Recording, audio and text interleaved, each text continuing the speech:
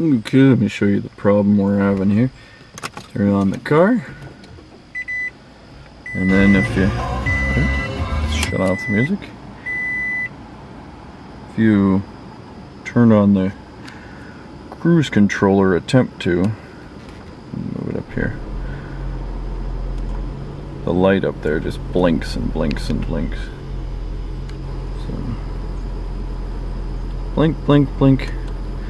But now if I press on the brake and then turn on the cruise, it stays on. Obviously that's not going to work, so we're going to see if a new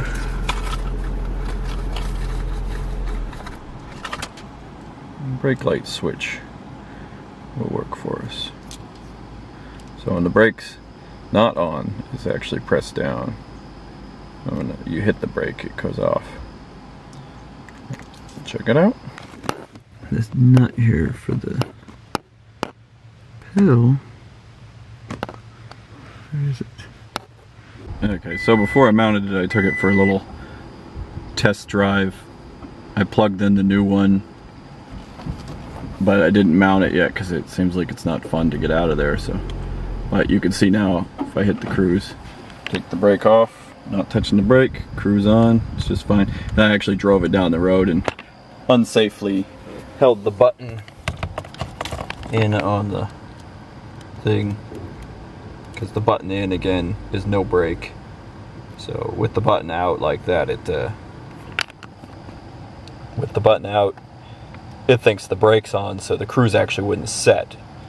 But when I bent down and pushed in the button, then I could set the cruise just fine. So now we'll work on getting our big old hands in there and getting that thing out of there and putting the new one in. Okay, so don't try to stick your hand in there, just, you gotta take all these vents and stuff off here. Like a flathead up in here, or something flat, and to get it started. But once you get it started, then it pops out. Just as always, you gotta be careful. I'm notorious for breaking these little tabs because I get impatient. But so once you do that, then you got this other screw down here. There's one other screw right here. But don't try to change that brake sensor without... I wasted about half an hour trying to think that I could do it. And obviously annoying my hand in the process. But, so now this part just kind of pops out like that. And we don't really need whole thing off. Let's see where this comes apart here. Okay, so that pops off there. But we don't really need it all to take all this stuff out. Should be able to sort of get to it from there. Let's see. And there we go. It is a 14 millimeter. There we go.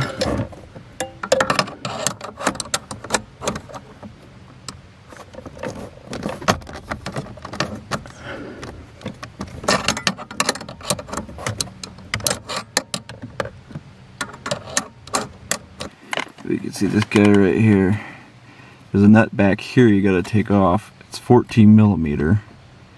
It's hard to get around there. You gotta loosen that nut a little bit so that then you can just spin this whole thing out of here.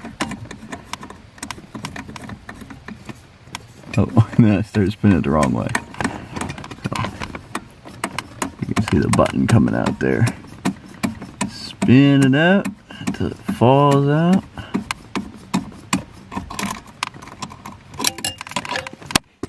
There we go.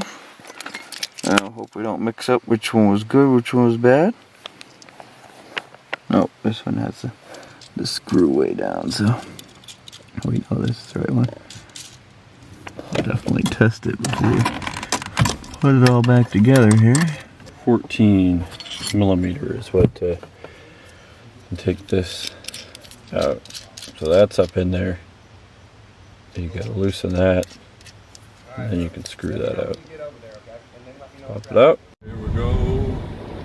See now the cruise control light is staying on. Set it now at 47 right there, which in the Prius is actually 45.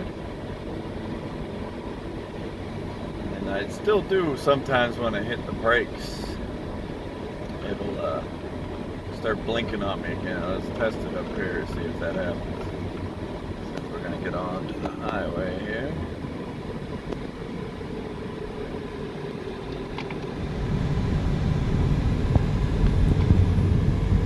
We didn't lose it this time. So it's very rare, but it still does happen here and there, but it definitely works much better than it used to.